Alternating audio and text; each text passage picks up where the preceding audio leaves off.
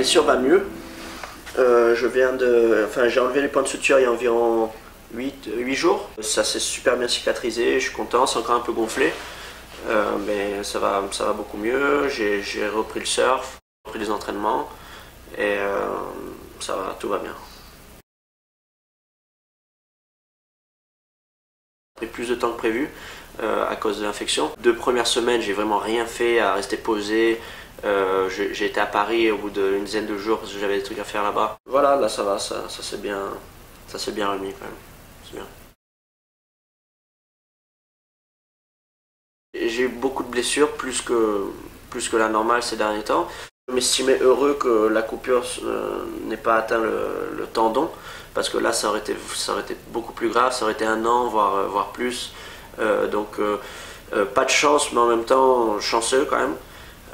Et puis voilà, moi c'est mon caractère un peu, ma manière de surfer. J'y vais à fond, je me donne à fond et malgré mon petit gabarit, c'est sûrement pour ça que je me blesse souvent. C'est que toutes mes manœuvres, que ce soit dans les petites vagues, dans les grosses vagues, j'y vais à 200% et donc je me retiens pas et peut-être des fois je devrais plus me retenir et être plus intelligent sur certaines manœuvres à certains endroits.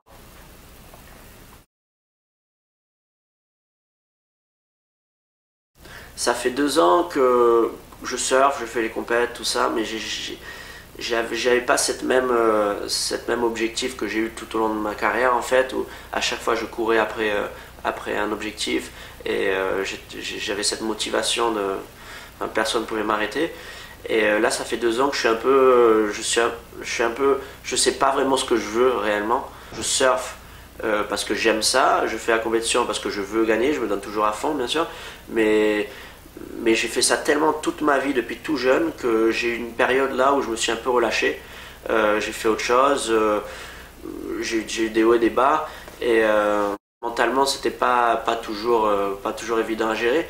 Donc là ce qui était intéressant c'est que je me suis assis avec mon entourage, mon père, mon entraîneur physique, Yannick Beven, mes sponsors qui sont Pierre Agnès, Mickey Picon, et on s'est tous mis d'accord sur un point, c'est qu'il faut où je voulais aller vraiment quoi. Si je voulais être champion du monde, si je voulais être top 10 tout au long de ma vie, si je voulais progresser dans mon surf, avoir un surf plus aérien, si je voulais tout simplement arrêter et faire free surfer, enfin j'avais beaucoup d'options. Donc là on est parti sur une nouvelle manière d'entraînement que je peux pas encore vraiment dévoiler, une nouvelle manière de voir les choses et je pense que ça va être intéressant. J'ai eu des périodes où j'en avais tout simplement marre de la compétition. J'en ai fait toute ma vie et c'était une période comme ça. J'étais juste lassé, blasé un peu. J'ai que 25 ans donc je pense qu'il est temps que je me mette à fond et que je mette toutes les chances de mon côté pour arriver au meilleur de mon niveau. Je sais que j'ai encore beaucoup à donner et je sais que je suis encore motivé pour aller encore plus loin. Mon objectif précis, ouais, bon, c'est sûr que je vais rester dans l'élite mondiale. Je veux rester dans l'élite mondiale parmi les meilleurs mondiaux parce que je suis un compétiteur et j'aime ça. J'aime la compétition, j'aime gagner, je déteste perdre. Donc là, je vais essayer de me remettre, d'avoir cette motive. Et mon but là, c'est de travailler mon surf. Donc c'est pas d'être champion du monde ou quoi que ce soit. Là, pour l'instant, là maintenant, aujourd'hui, jusqu'à la fin de l'année, c'est de travailler mon surf, de vraiment, même si ça amène à que je me blesse, que je travaille des manœuvres aériennes, des manœuvres innovantes pour compléter mon surf. Donc ça, aujourd'hui, c'est mon objectif. Après, je vais faire la prochaine compétition à Tahiti, toutes ces épreuves, j'y vais pour gagner, ça c'est sûr, je l'ai toujours fait. Mais là, mon objectif, c'est de travailler mon surf. Je commence à faire pas mal d'entraînement sur ma rampe de skate qu'on a construit justement avec un bac à mousse pour travailler les airs et tout. Ça peut être une idée pas mal. C'est des choses que les mecs comme John Florence ont beaucoup travaillé depuis très jeune. C'est pour ça qu'aujourd'hui, pour moi, John Florence est un des meilleurs surfeurs aériens et à tous les niveaux même. Medina, tous ces mecs. Kelly a beaucoup travaillé à ce niveau-là aussi. Je commence tout ça, c'est nouveau. Par exemple, la rampe de skate, il y a 2 mois, 3 mois, je savais même pas la descendre. J'ai jamais été un skater de ma vie, j'ai jamais fait de skate. Donc là, je commence. Je suis encore un débutant. Hein, je commence à sentir un peu sur les rampes, les airs, la position des bras, du regard et tout dans les airs. C'est quelque chose que j'ai jamais vraiment fait de ma vie. Donc c'est nouveau, c'est assez marrant, mais je suis motivé pour m'améliorer. Et la Wave Garden, ouais, j'y étais toute la semaine, vu qu'on est en été, il n'y a pas beaucoup de vagues, et il fallait que je reprenne le surf quand même. J'ai beaucoup travaillé des heures et des heures dans cette piscine à vagues. Les mecs en Espagne m'ont laissé m'entraîner, ils étaient super contents parce que moi en même temps je leur donnais du feedback. En 3 jours, j'ai évolué énormément. Au début, j'ai un peu de mal à la surfer la vague, j'ai emmené une dizaine de boards pour essayer, des nouvelles planches, plein de styles de planches différents. Et le troisième jour, j'étais vraiment enfin, je savais la surfer la vague et c'était super, c'était vraiment génial pour travailler une nouvelle manœuvre, pour les répétitions de manœuvres que je savais déjà aussi, de la base. La première semaine vraiment où je commence à travailler d'une manière différente.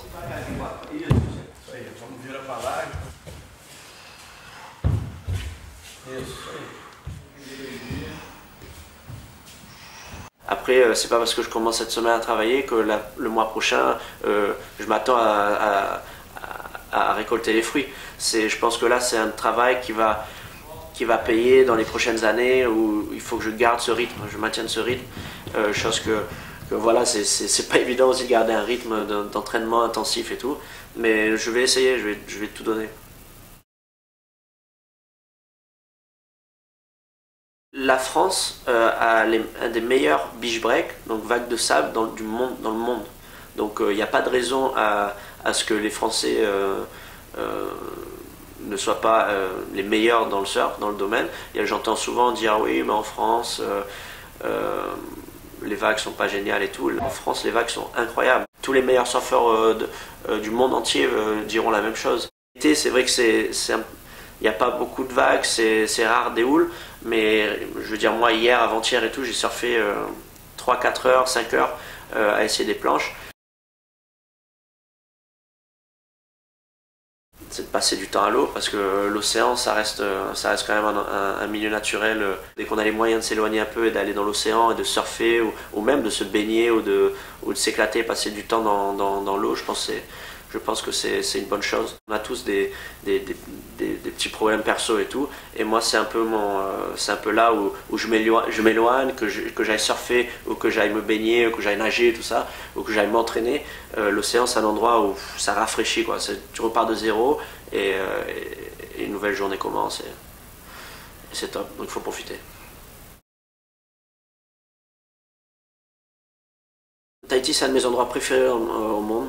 C'est la compétition que je prends tellement de plaisir, que je gagne ou je perde. C'est rien que d'y être, d'être dans cette zone-là. En dehors de la compétition, dans tous les cas, on a des super vagues. Enfin, c'est paradisiaque. Je suis super bien accompagné avec Raymana, qui est comme une famille pour moi maintenant. C'est un endroit où j'ai déjà eu des super résultats et des mauvais résultats aussi. Et peu importe les résultats, j'ai toujours passé un super moment. Donc je pense que c'est la différence entre d'autres épreuves, c'est que Tiopo, j'ai vraiment pas de pression. J'y vais pour tuber, pour surfer à deux à l'eau dans des vagues de fou. Après, s'il y a du gros swell, ça devient intéressant parce que c'est pas tout le monde qui est très à l'aise. Donc là où moi je peux faire la différence. Et c'est sûr, enfin, une compétition comme Tupou, j'y vais vraiment pour gagner. Je suis confiant que je peux gagner cette épreuve. Après, bon, c'est une compétition et il y a quand même les meilleurs surfeurs au monde, donc c'est pas facile, mais j'y vais vraiment pour gagner. C'est une vague que j'aime, que j'adore et, euh, et s'il y a de la houle, une chose est sûre, c'est que je vais pas refuser de vague. S'il y a la plus grosse qui vient, je vais y aller. C'est flippant, hein, c'est une vague qui fait vraiment peur. Hein. Il y a des fois quand il y a de la houle, la veille, j'endors pas de la nuit, j'ai des nuits blanches et tout, rien qu'à penser à Tiopo. Mais bon, c'est une bonne adrénaline, quoi. C'est une adrénaline qu'on retrouve nulle part ailleurs.